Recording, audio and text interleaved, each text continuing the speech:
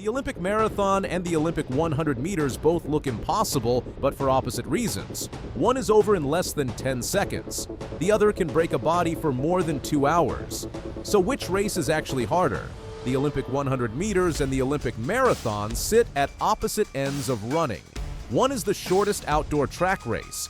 The other is the longest race on the Olympic program, run over 42.195 kilometers on the road. That is why people argue about them. The 100 meters looks simple. Run from here to there faster than everyone else. But at the Olympic level, simple becomes brutal. One bad reaction, one tight step, or one weak lean can end 4 years of work. The marathon looks painful right away. The body must manage fuel, heat, cramps, hills, turns, drinks, and mental fatigue. A marathoner can be great for 35 kilometers and still fall apart near the end. So the question is, what kind of hard matters most? Is it harder to produce the highest speed a human can reach, or harder to hold near-limit effort for more than 2 hours? The 100 meters is not only about speed, it is about creating speed from stillness. A sprinter starts in the blocks with the body folded and every muscle ready to fire. The gun goes, and there is no time to think. The first steps must be violent but balanced. The drive phase must build speed without popping upright too soon. Then the sprinter must relax at top speed while the body wants to tighten.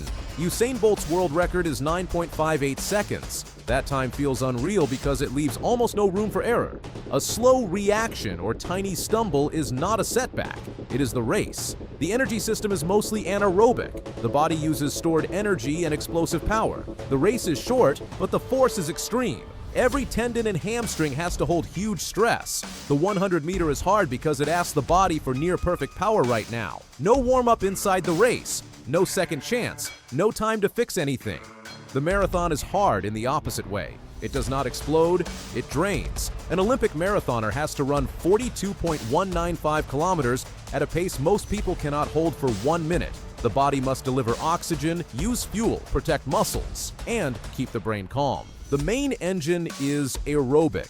VO2 max, running economy, lactate threshold, and fuel use decide how long the athlete can stay fast. The danger is not only the distance, it is the delay. A marathon can feel controlled early, even when the damage is already building. The legs may feel smooth at 10 kilometers. The pack may look calm at halfway. Then the real race starts near 30 kilometers. When stored fuel drops, muscles stiffen, and small problems become huge. Eliud Kipchoge made the marathon look calm, but that calm was the result of years of discipline. His official best of 2 hours, 1 minute, and 9 seconds in Berlin was once the world record. His 1 hour, 59 minutes, and 40.2 seconds in Vienna showed that a human could cover the marathon distance under 2 hours, even though that setup was not record eligible. The marathon is hard because it asks the body to stay close to the edge without crossing it for a very long time. The 100 meter and marathon are both running, but the bodies are almost different machines. A 100 meter sprinter needs high power output. The start is like launching a rocket. The legs push hard into the blocks. The hips drive. The arms punch. The ground contact time is tiny, but the force is massive. The sprinter needs fast twitch muscle fibers, stiffness in the right places, and a nervous system that can fire at frightening speed. A marathoner needs a giant engine. VO2 max matters because it shows how much oxygen the body can use. But the best marathoners are not only oxygen monsters, they are efficient. They waste very little energy with each step. Their lactate threshold is high, which means they can run fast without the body flooding with fatigue too early. This is why comparing them is tricky. The sprinter's hard is violent. The marathoner's hard is patient. The sprinter faces peak force. The marathoner faces total load. The sprinter breaks the body with intensity. The marathoner breaks it with time. If you ask which race demands more power, the answer is the 100 meter. If you ask which demands more total endurance, the answer is the marathon. But harder is not just one word. It depends on which kind of suffering you respect most. The 100 meter is mentally hard because there is no time to recover from panic. A sprinter waits in silence before the gun, knowing the whole Olympic dream may end in 10 seconds. That wait can be worse than the race. The athlete must be aggressive without false starting, calm without being slow, and loose without being lazy. Bolt made it look playful, but his greatest gift was not only speed, He could stay relaxed when the world was staring at him. In the 100-meter, tension is poison. Tight shoulders slow the stride. A rushed start destroys rhythm. The mind must switch from stillness to violence instantly. The marathon mind is different. It has to live with pain. The athlete has time to doubt, time to feel a bad patch, time to wonder if the move ahead is too early, time to hear the body ask to slow down. Kipchoge's greatness was built on patience. He could sit in rhythm, trust the plan, and wait for the right moment. In the marathon, the mind must stop fear from becoming pace. It must keep the athlete eating, drinking, and staying smooth when the body wants shortcuts. The 100-meter mind must be perfect fast. The marathon mind must be steady forever. At the Olympics, both races become brutal public pressure tests. The 100-meter has rounds. A sprinter cannot only run one perfect final. He must get through heats and semifinals without wasting too much energy or making a mistake. The final then becomes one of the most watched events in sport. The stadium goes quiet. The cameras move in. The athlete has to hit everything when the whole world is waiting.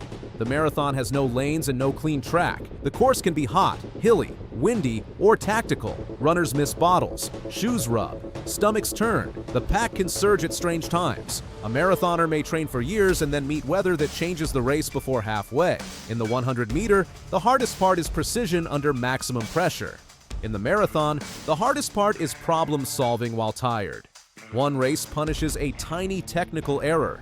The other punishes a tiny pacing or fueling error that grows until it becomes disaster. That is why both races break athletes.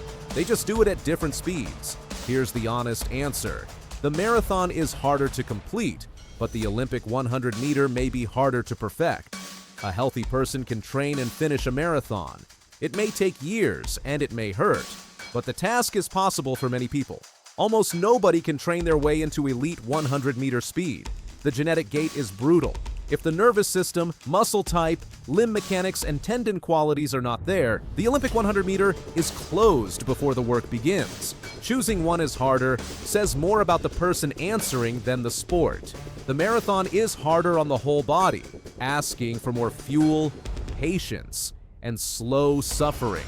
The 100-meter is harder because perfection is almost impossible, giving the athlete less than 10 seconds to show a lifetime of work under the loudest pressure and track. My answer is this: the marathon is the harder race to survive, but the Olympic 100-meter is the harder race to master. One is a long war against collapse.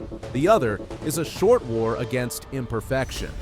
Bolt and Kipchoge proved that greatness can look completely different and still be almost impossible to touch. The hardest race is the one where the clock still asks for something you have never given before.